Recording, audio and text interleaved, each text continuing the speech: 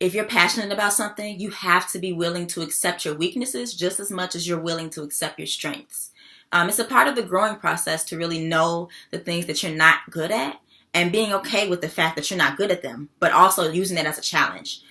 So today I really want to talk about 3 different strategies to help you decide, make the decision on something big in your life.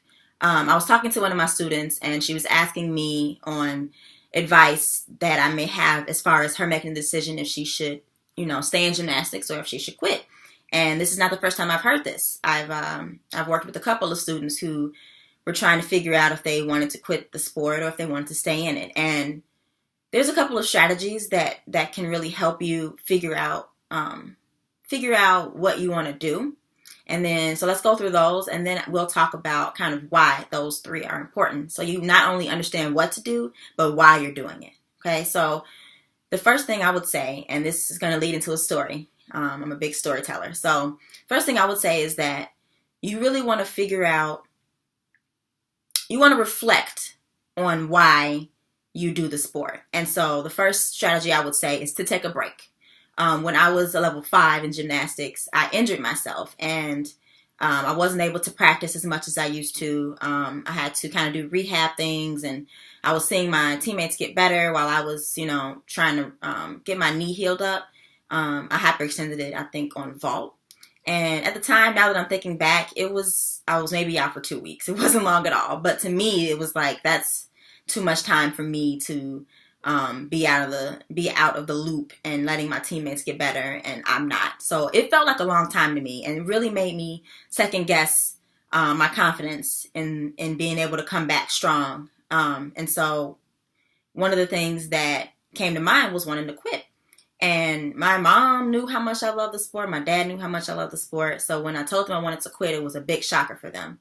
But a suggestion that was made to me was, why don't we just try out camp for the summer? So a whole summer I just took 3 different day camps, and I took a break from gymnastics, and it really gave me time to, one, explore the things that made me curious. So a lot of times we have a little bit of curiosity on what's on the other side, and it makes us second guess something that we're not confident about. So I wasn't confident in my gymnastics, and so I kind of was curious about, just being a normal kid, not practicing 5 days a week. So I took camp, and it was super fun for me, but at the same time, it helped me reestablish that passion I had for gymnastics. So as you can tell, I went back to the sport. The second strategy I would say in helping you make this decision is write out a pros and cons list. So I know this sounds cheesy, but it's really enlightening when you can actually look on paper and see the different things that are, making you waver in this decision making. If let's kind of go through an example with one of my students I worked with. One of her pros was she gets to hang out with her school friends more. And then another, like on the cons list, it was like saying that she would not be able to spend as much time with her teammates, and she wouldn't see her teammates. And so at the end of the day, for her pros list was smaller than her cons list. So she kind of had it laid out in front of her that quitting the sport will be something that ultimately she may regret. She may regret. And so writing out that list helped her to actually see that these are the things she's thinking about, and this is what she cares about in regards to the sport. So write a pros and cons list and really reflect on that. And then the last thing I would say is you need to really help yourself you really need to decide on what you want. So sometimes we do things for the people we love, or we do things for reasons that aren't necessarily for us. So if I were doing my sport just because my uncle told me he was going to buy me 18 donuts if I won first place, and that's the reason why I'm doing the sport, I probably could go ahead and quit, because that's not an internal motivation. I'm doing it because I like donuts. I might as well go down the street and go buy some donuts.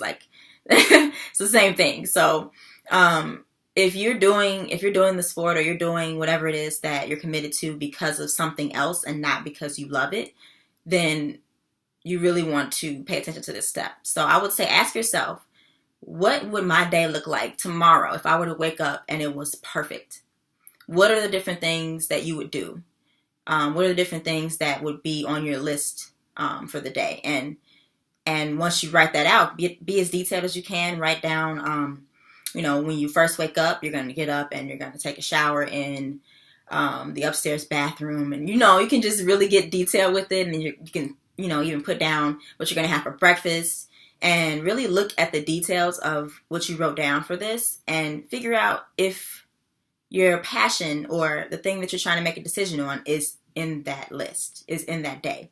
If it's not in that day, then maybe this isn't something you are truly passionate about anymore. If you didn't write down, go to gymnastics and do 5 routines in a row, or go to the studio and knock down 5 tracks. If that's not in your ideal day, perfect day, maybe that's not something that you're passionate about anymore. And maybe there's you're being pulled in a different direction. So I would honestly say all 3 of these together would be really beneficial to help you make that decision. But I would at least try one of those things. It's important to know that if you really love something, you have to be prepared for the weaknesses that it brings and that it exposes within you. And if it's hard for you to accept that you are not perfect at something and that's the reason why you want to quit, I would tell you to really push yourself to gain confidence again and really push yourself to be okay with being weak at something and use that as a challenge. I'm creating a program right now where it's really helping my students to learn how to plant that seed of confidence and helping them to trust their skills and know that even though, like with me, I was injured and I wasn't able to practice for a couple of days. If I would have had the confidence that I could come back still strong, then I may not have thought about quitting in the first place. So it all boils down to that confidence. And that's why I'm so passionate about, reaching out and really pushing my students and just anyone I'm interacting with to really have that confidence in themselves, because you're your biggest cheerleader. I always say that.